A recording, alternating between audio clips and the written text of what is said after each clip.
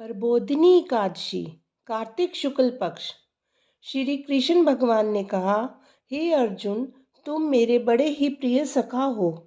हे पार्थ, अब मैं तुम्हें पापों का नाश करने वाली तथा पुण्य और मुक्ति को देने वाली प्रबोधिनी एकादशी की कथा सुनाता हूँ।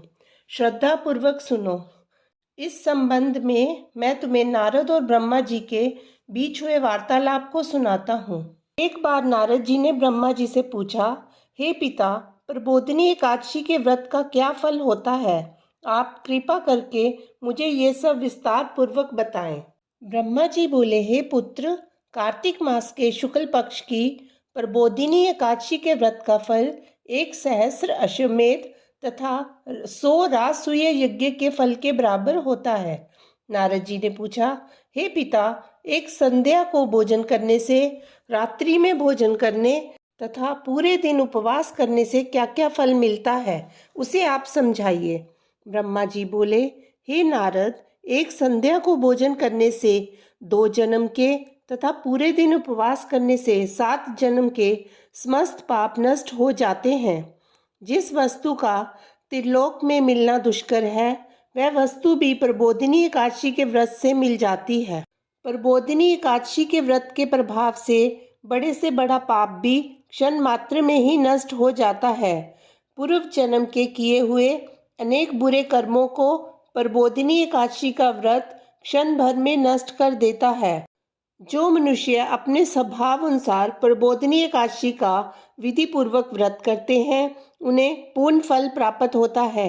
हे पुत्र, जो मनुष्य श्रद्धा पूर्वक इस दिन थोड़ा भी पुण्य करते हैं, उसका वह पुण्य पर्वत के समान अटल हो जाता है। जो अपने हृदय के अंदर ही ऐसा ध्यान करते हैं कि प्रबोधिनी एकादशी का व्रत करूँगा, उनके 100 जन्म के पाप नष्ट हो जाते हैं। जो मनुष्य प्रबोधिनी एकादशी को रात्रि जागरण करते हैं, उनकी बीती हुई तथा आने वाली 10 पीढ़ियां विष्णु लोक में जाकर वास करती हैं और नरक में अनेक दुखों को भोगते हुए उनके पितृ विष्णु लोक में जाकर सुख भोगते हैं। हे पुत्र, ब्रह्म हत्या आदि महान पाप भी प्रबोधिनी एकादशी के दिन रात्रि को जागरण करने से नष्ट हो जाते हैं। प्रबोधिनी एकादशी को रात्रि को जागरण करने का फल अश्वमेध आदि यज्ञों के फल से अधिक होता है। समस्त तीर्थों में जाने तथा गो, स्वर्ण, भूमि आदि के दान का फल प्रबोधिनी एकादशी के रात्रि के जागरण करने के फल के बराबर होता है। हे नारद, इस संसार में उसी का जीवन सफल है जिसने प्रबोधिनी एकादशी के व्रत द्वारा अपने कुल को पवित्र किया है। संसार में जितने भी तीर्थ हैं तथा जितने भी तीर्थों की आशा की जा सकती है, वह प्रबोधिनी एकादशी का व्रत करने वाले के घर में रहते हैं। मनुष्य को समस्त कर्मों को त्यागते हुए भगवान की प्रसन्नता के लिए कार्तिक मास की प्रबोधिनी एकादशी का व्रत अवश्य करना चाहिए। जो मनुष्य इस एकादशी व्रत को करता है, वह धनवान, योगी, तपस्वी तथा इंद्रियों को जीतने वाला होता है, क्योंकि एकादशी भगवान विष्णु की अत्यंत प्रिय है। इसके व्रत के प्रभाव से मनुष्य पुनः जन्म नहीं लेता है। इस व्रत के प्रभाव से कायिक, वाचिक और मानसिक तीनों प्रकार के पाप नष्ट हो जाते हैं। इस एकादशी के दिन जो मनुष्य भगवान की प्राप्ति के लिए दान, तप, होम, यज्ञ आदि करते हैं, उन्हें अक्षय पुण्य मिलता है। प्रबोधिनी एकादशी के दिन भगवान की पूजा करने से बाल, यौवन और वृद्धावस्था के समस्त पाप नष्ट हो जाते हैं। इस एकादशी की रात्रि को जागरण करने का फल सूर्य ग्रहण के समय स्नान करने के फल से सहस्र गुना अधिक होता है। मनुष्य अपने जन्म से लेकर जो पुण्य करता है, वह पुण्य प्रबोधिनी एकादशी के व्रत के पुण्य के सामने व्यर्थ है। जो मनुष्य प्रबोधिनी एकादशी का व्रत नहीं करता, उसके समस्त पुण्य व्यर्थ हो जाते हैं। इसलिए हे नारद, तुमको भी विधि पूर्वक विष्णु भगवान की पूजा करनी चाहिए। जो मनुष्य कार्तिक मास में धर्मपरायण होकर अन्य व्यक्तियों का अन्न नहीं खाते, उन्हें चंद्रायन व्रत का फल मिलता है। कार्तिक मास में भगवान दान आदि से उतने प्रसन्न नहीं होते जितने कि शास्त्रों की कथा सुनने से प्रसन्न होते हैं। कार्तिक मास में जो मनुष्य भगवान की कथा को थोड़ा बहुत पढ़ते हैं या सुनते हैं, उन्हें 100 गायों के दान का फल मिलता है। ये सुनकर नारद जी बोले, हे परमपिता, अब आप एकादशी के व्रत का विधान कहिए और कैसा व्रत करने से कैसा पुण्य मिलता है वह भी समझाइए। ब्रह्मा जी बोले, हे नारद, इस एकादशी के दिन मनुष्य को ब्रह्म मुहूर्त में उठना चाहिए और स्नान आदि से निर्वृत्त होकर व्रत का संकल्प करना चाहिए। उस समय भगवान से विनय करनी चाहिए कि हे भगवान, आज मैं निराहार रहूंगा और दूसरे दिन भोजन करूंगा, इसलिए आप मेरी रक्षा करें। इस प्रकार विनय करके भगवान की पूजा करनी चाहिए और व्रत प्रारंभ करना चाहिए। उस रात्रि को भगवान के समीप गीत, नृत्य, बाजे तथा कथा कीर्तन करते हुए रात्रि व्यतीत करनी चाहिए।